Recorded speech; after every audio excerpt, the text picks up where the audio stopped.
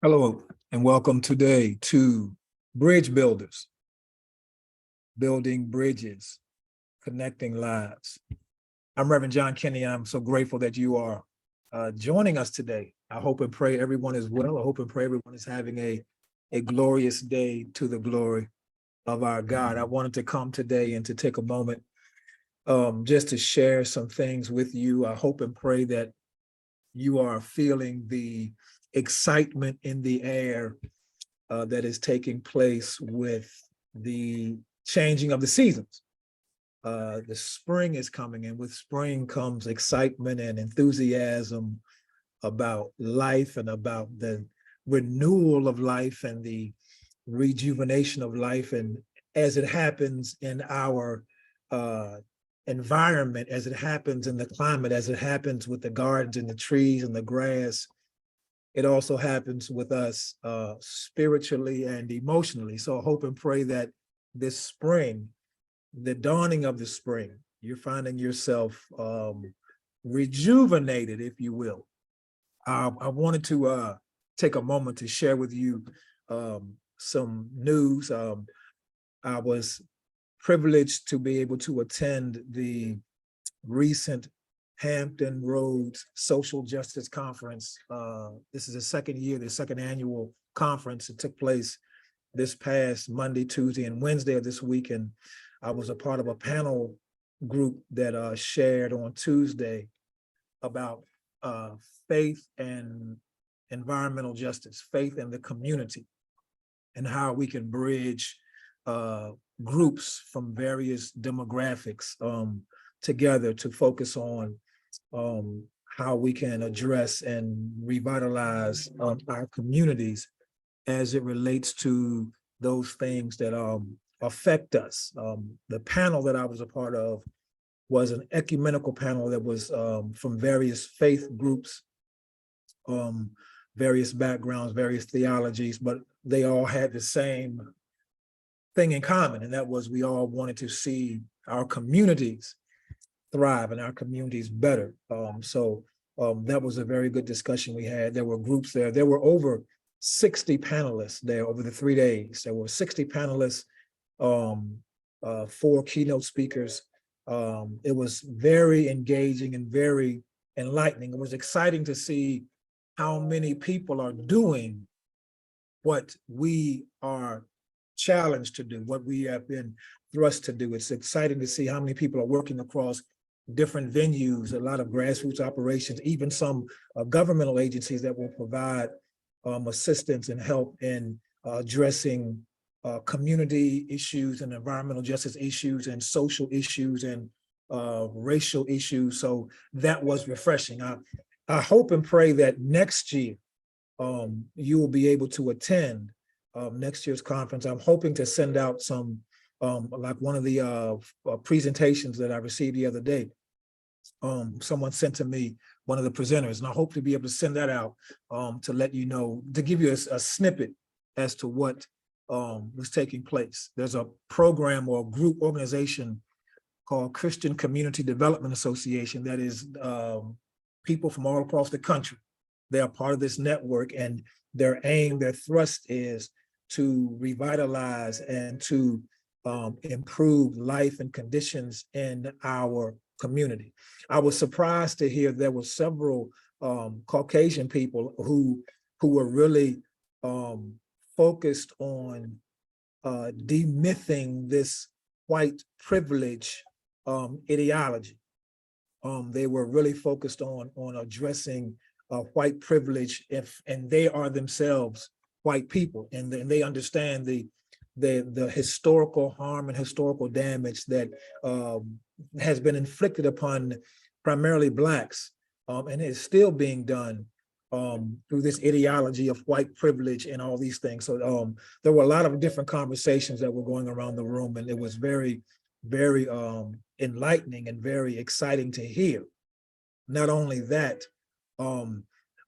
we came to the discovery that there was some, like the Department of Environmental Quality. They were there sharing information, and it was an honor to be able to show and to let the people in the audience know, especially during our panel, that we have been connected with DEQ over some of the issues that were pertaining to the 750 Shell Road project. So it was to be able to connect the dots and to see that there are agencies that are working with governmental agencies to help find information, to help gain insight, to help strategize, or whatever the case might be.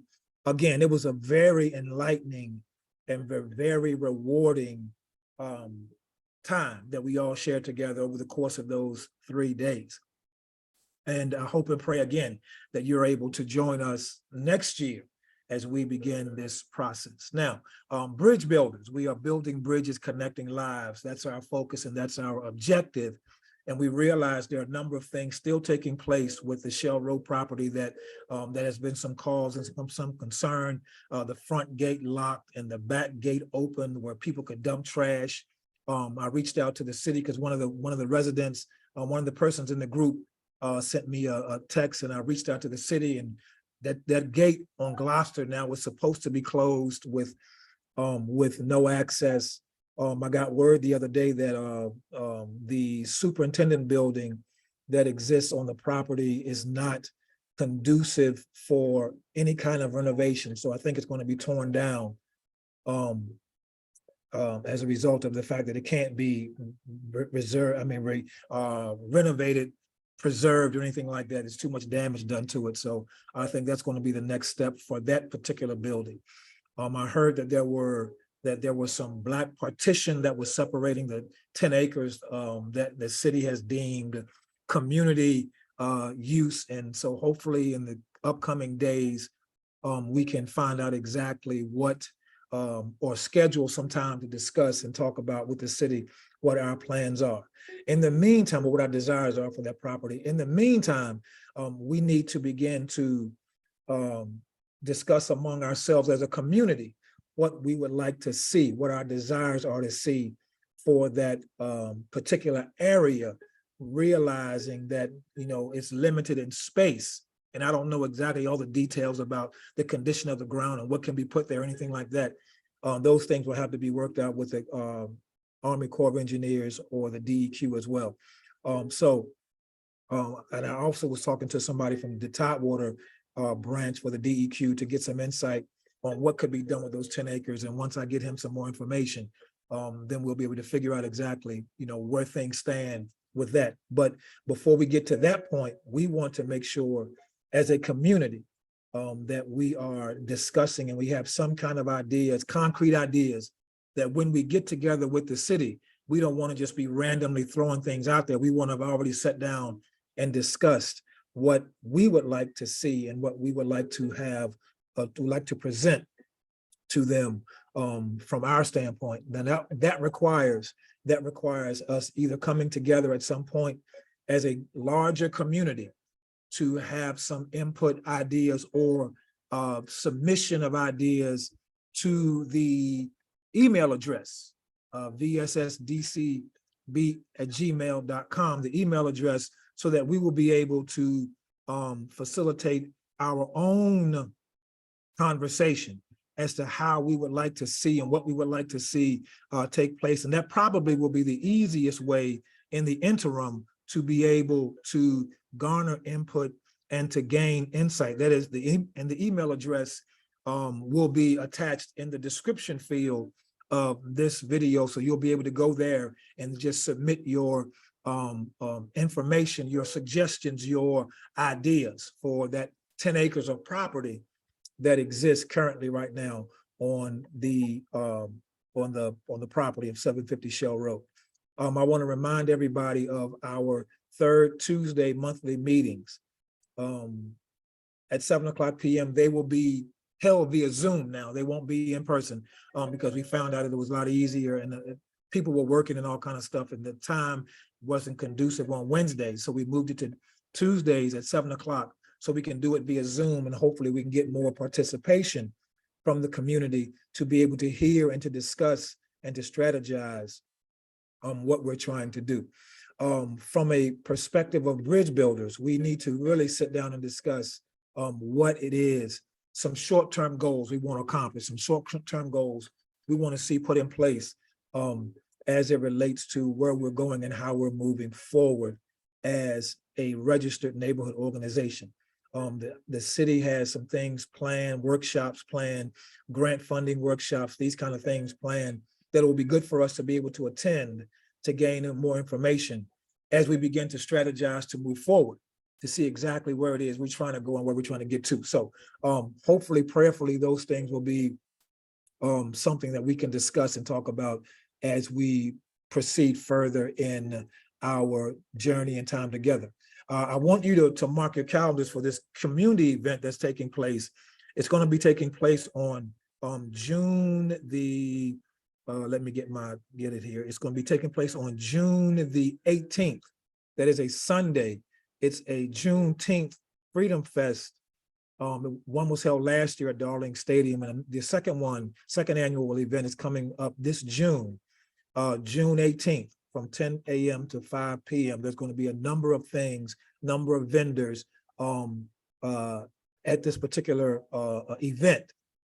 And it may be a good opportunity for us to have a table with some information, maybe some recruitment stuff to be able to generate some interest from people in the community to be a part of what we're trying to do in that greater width 23661 zip code. So that's something we can consider and think about and plan for. We're going to need some people to be, if that's the case, table monitors and hosts for the tables to provide the information and to be the spokespersons for the group. What we really need to consider and think about is it's going to take more than just a few of us to get this done. We can get it started, but it's going to take a lot more hands in the community to be effective to the degree we want to be. And so I think these opportunities that present themselves for us are going to be great ways for us to even have a further reach in our community, and even beginning to think about partnering and coming alongside some other entities to be able to help us in what we're trying to do. VA Block, VABLOC, Black Leaders, grassroots leader organization in Hampton Roads, Newport News, that specializes in these community initiatives, community events as a way to galvanize community and move forward and help us to build what we're trying to do. So it's these kind of things that exist out there already that we can benefit from, and they can benefit from us as well. So I want you to have all this kind of like cursory information to be able to provide you some insight and thought as to how this thing is evolving and what it can become. What I've discovered is that our initial entry into this community engagement process was far bigger than we thought. We thought we were fighting to save a piece of property, and now we find ourselves fighting to restore and renew a larger sense of community. And that's wonderful on one hand, but it's also challenging on the other hand. And every movement will have seasons of uneasiness and seasons of weariness. But this is, I don't believe this is just a moment in time. I believe God is starting something with this core group of people to live way beyond any one of us. So it's important for us to seize this opportunity and to grab hold of it. Another piece of news that affects the community is the police chief who suddenly went over to Norfolk.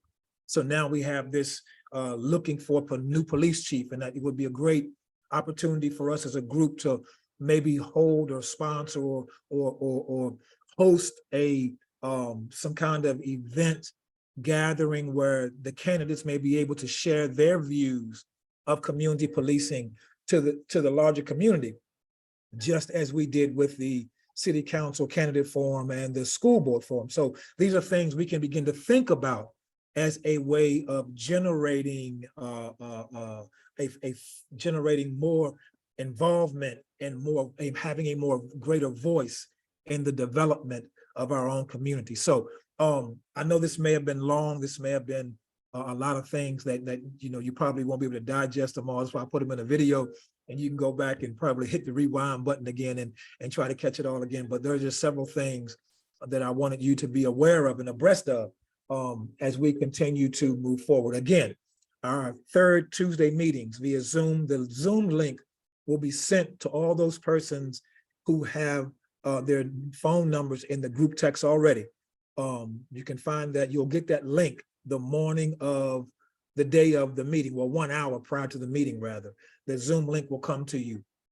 We'll probably also have the Zoom link attached somewhere else, maybe in a video link or something the day before, just to remind people of the meeting.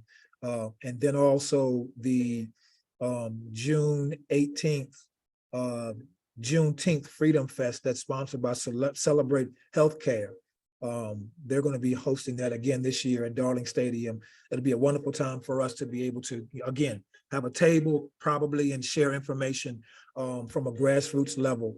And I'll be sharing with you some more updates from the Social Justice Conference, so that you can be aware of what's happening around us as well. So I hope and pray that you are having a renewed spring again. I hope and pray you're having a renewed sense of purpose. Listen, I want to invite you all. I want to invite you to come and join us for worship. I believe firmly in my heart that community not only is a part, it is relevant to the church, but community is relevant to the larger sector that we reside in.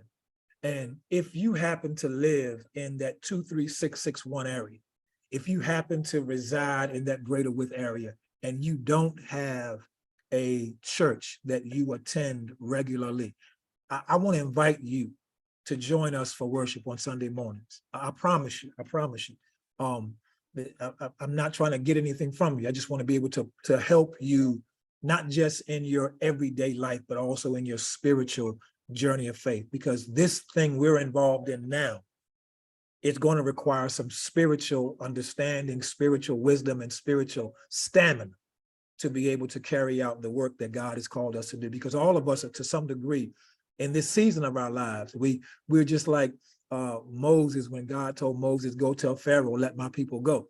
And Moses needed a community of people who were committed to what God was calling them to do. So I want to invite you to join us on Sunday mornings, 11 a.m. That's my preacher spill. But my community spill as a part of Bridge Builders is that we need you to come alongside us to help us build bridges and connect lives. Because the season we're in right now is critical. It's critical that we take hold of our community. One thing that I left with, and one thing that was one common theme that was permeating through the Social Justice Conference, was a statement that says, act now. Do something now. Do something. Nothing is too small. Nothing is, the simplest of things is a step towards community building and community revitalization. Justice is what's on the table. And whatever it looks like, that's what we are called to do. So again, I hope and pray you're having a wonderful day. Be encouraged. I look forward to seeing you at our Zoom meeting, the third Tuesday of this month, 7:00 p.m., and then seeing you around as we begin to make greater strides in the 23661 zip code to the glory of God. This is Reverend Kenny. Thank you for joining us today for Bridge Builders. Join us as we build bridges and connect lives. Peace.